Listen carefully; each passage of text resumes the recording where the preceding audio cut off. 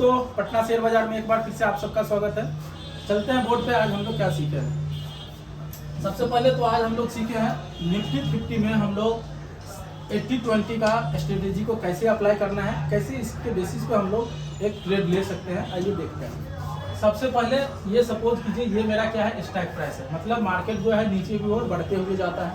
तो stack price हमारा जो निफ्टी 50 का किसके रेंज में चलता है, 50 के रेंज में चलता है। तो अगर हम लोग स्टैक प्राइस को लिखें तो इस तरह से लिख सकते हैं 22,500, 22,550, 22,600, फिर 650, फिर 22,700, फिर 750, फिर 22,800 और 850। मतलब 50 के रेंज में हम लोग इसको ऑर्डर बाय यहाँ पे लिखे हुए हैं। अब हमारे जो स्ट्रेटेजी है 80-20, उसके लिए हम लोग को जो 50 का जो स्टैक प्राइस है, जैसे 22,700 और उसके बाद 22,850 या फिर ऊपर 22,650, ये जो 50 का जो है ना, वो मेरे लिए रिलेवेंट नहीं है। ठीक है, तो हम लोग उस पर स्ट्रेटेजी लगा नहीं सकते। हम लोग सिंपली उसको क्या किया, क्रॉस कर दिए।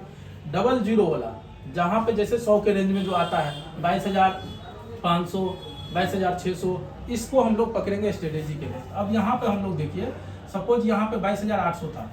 हम लोग इस स्ट्रेटेजी के हिसाब से क्या किए, 22,800 में 20 पॉइंट नीचे लेस किए और 20 पॉइंट ऊपर क्या किए, उसमें ऐड किए। मतलब हमारा रेंज क्या हो गया, लेस करेंगे अगर 22,800 में से अगर 20 पॉइंट लेस करेंगे तो 22,780 आ जाएगा अपना, और ऊपर अगर 20 पॉइंट जोड़ देंगे 22,800 में तो वो हो जाएगा 22,820। तो 22,820 और 22,780 को हम लोग एक रेक्टेंगल लगा करके एक रेंज बना दिए। कहाँ पे बना दिए, निफ्टी 50 के इंडेक्स के ऊपर, वो 3 मिनट का चार्ट फ्रेम पे अपना क्या किया, यहाँ पे एक रेंज लगा दिए। ठीक है, इसके ऊपर भी हम लोग रेंज लगाएंगे।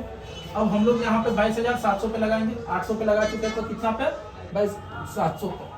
700 पे हम लोग क्या किया, 20 पॉइंट लेस करेंगे नीचे और फिर से 20 पॉइंट 720 में ऐड करेंगे। 700 में 20 पॉइंट ऐड करेंगे, तो अगर लेस करेंगे 22,700 में 20 पॉइंट कितना होगा, 22,680, और ऊपर कितना होगा 22,720। हम लोग वापस से उसको क्या किए, एक रेंज लगा दिए। इस तरह से हम लोग चार्ट पे रेंज लगा कर रख दिए 4, 5, 6। अब इसको करना क्या है, सबसे पहले ये जो रेंज हम लोग लगा के रखे वो हमारे लिए नो ट्रेडिंग जोन है। मतलब इस जोन में अगर मार्केट चल रहा होगा तो हमको ट्रेड लेना ही नहीं है। अब हम लोग ट्रेड जब यहाँ नहीं लेना है तो लेना कब है भाई, तो अब समझिए नीचे से अगर मार्केट इस जोन के बाहर निकलना चाह रहा है, मार्केट क्या कर रहा है, नीचे से अगर ये जो जोन है इसको ऊपर की ओर निकलना चाह रहा है, अगर फर्स्ट बार में ये रेंज को ब्रेक करके ऊपर जा रहा है तो हमको एंट्री नहीं करना है, वेट करना है। जब वापस मार्केट गिर करके इस जोन में आ जाए, वापस अगर इस जोन से ऊपर जाना चाह रहा है मार्केट, तो हम लोग को एंट्री करना है, ब्रेकआउट के बाद ही कर लेना है। वहां पे सस्टेन का कोई जरूरत नहीं है, ब्रेकआउट होगा हम लोग को घुस जाना है। अब जब हम लोग घुस गए तो हमारा जो एसएल होगा ये जोन का नीचे लेवल हो जाएगा, और टारगेट हमारा क्या होगा, नेक्स्ट जोन का, ये जो नेक्स्ट जोन, जैसे यहाँ पे हम लोग इंटर किए तो नेक्स्ट जोन का ये जो लेवल है वो मेरा टारगेट एरिया है। अगर इस लेवल पे मार्केट जा रहा है या नियर भी रह रहा है तो हम लोग को टारगेट बुक कर लेना। अब ये नहीं कि मार्केट यहाँ चला गया हम लोग बैठे हुए हैं, नहीं, वहाँ पे जाते ही हम लोग को टारगेट बुक कर लेना है।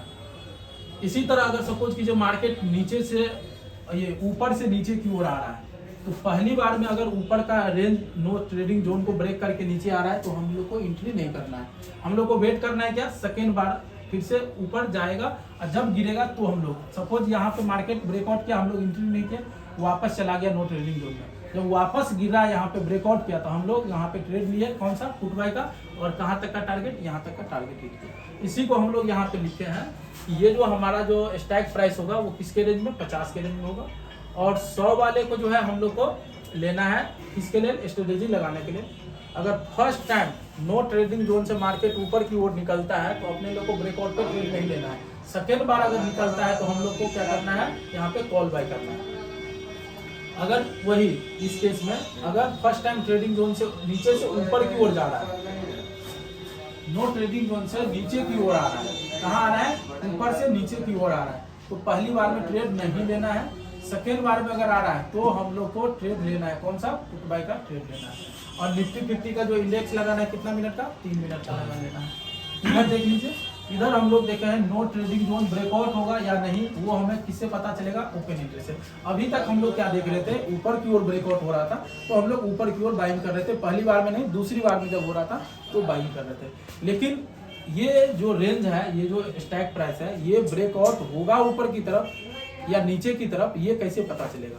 ये हमको OI डाटा देख करके ही पता चलेगा। अगर सपोज करते हैं OI का डाटा कॉल के तरफ ज्यादा है, OI का डाटा अगर कॉल के तरफ ज्यादा है तो मार्केट वहीं से गिरेगा, अगर पुट के तरफ OI ज्यादा है तो मार्केट उठेगा।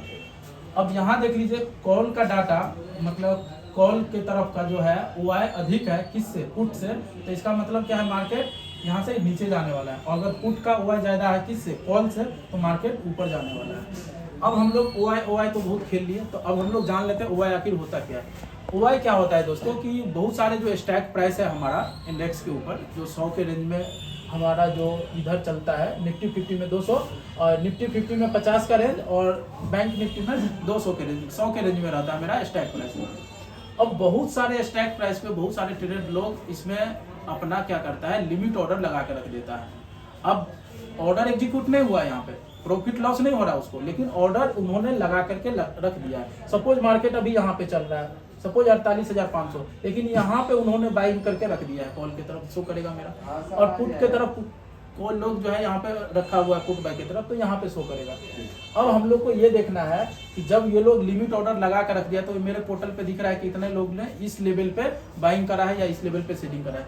तो अगर इस लेवल पे अगर कॉल का OI ज्यादा हो जाता है, जैसे फर्स्ट एग्जांपल में अगर 150 लाख अगर हमको दिख रहा है कॉल में, और यहाँ पे हमको कितना दिख रहा है? सिर्फ 100 दिख रहा है, मतलब कॉल का ज्यादा हो गया। तो कॉल का ज्यादा है तो मार्केट गिरने वाला है। लेकिन सिचुएशन बदल देते हैं, आज के दिन में चेंज इन OI अगर माइनस कर दे 50% इसमें, और इसमें अगर 20% बढ़ा दे, तो ये कितना हो जाएगा? 75 लाख, और ये कितना हो जाएगा? 120 लाख। मतलब पुट का OI बढ़ रहा है इसके तरफ, तो मतलब मार्केट क्या होगा? इस लेवल से मार्केट ऊपर जाने की चांसेस है। तो यहाँ पे हम लोग को यही देखना रहेगा कि मार्केट ऊपर, अगर पुट के तरफ OI ज्यादा है तो मार्केट ऊपर जाएगा, अदरवाइज नीचे जाएगा। अब लास्ट टाइम आखिरी हम लोग देखे थे पुट कॉल रेशियो, जिसको हम लोग शॉर्ट में PCR भी बोलते हैं। अब PCR वो नहीं जो किसी को हम लोग जो कंप्रेस करते हैं हार्ट अटैक के दौर में, वो नहीं PCR हुआ यहाँ पे हम लोग शेयर मार्केट के टर्म में कॉल पुट रेशियो को बोलेंगे यहाँ पे। अब देखिए PCR निकालने का क्या फॉर्मूला है? पुट का जो OI है, पुट का OI, उसको डिवाइड करेंगे किससे? कॉल के OI से। क्या निकल के आ जाएगा अपना? यहाँ पे हमारा PCR निकल जाएगा। अब PCR अगर 0.5 या 0.6 के रेंज में है, इसका मतलब ओवर सोल्ड हो चुका है मार्केट में बहुत ही जल्द बाइंग आने वाला है, बाइंग प्रेशर यहाँ पे बढ़ जाता है मार्केट में। और दूसरी केस में देखिए कि अगर PCR 1.6 या 1.8 के रेंज में चल रहा है, मतलब ज्यादा हाई चल रहा है, यहाँ पे हाई PCR हो रहा है, तो यहाँ पे क्या हो रहा है? ओवर बाइंग हो चुका है, मतलब मार्केट बहुत ही जल्द नीचे की ओर आने वाला है। और अगर PCR आपका नियर बाय 1 या 1 से थोड़ा भी ऊपर रहता है, तो उसको हम लोग कंसीडर करेंगे मार्केट साइडवेज होने वाला है इस स्टैक प्राइस पे। तो आज के डेट में हम लोग ये सीखे हैं कि 80-20 का ट्रेडिंग स्ट्रेटेजी और ओपन OI, और इधर जो है हम लोग कॉल पुट रेशियो देखे हैं। तो आज के लिए इतना ही। जय श्री राम दोस्तों।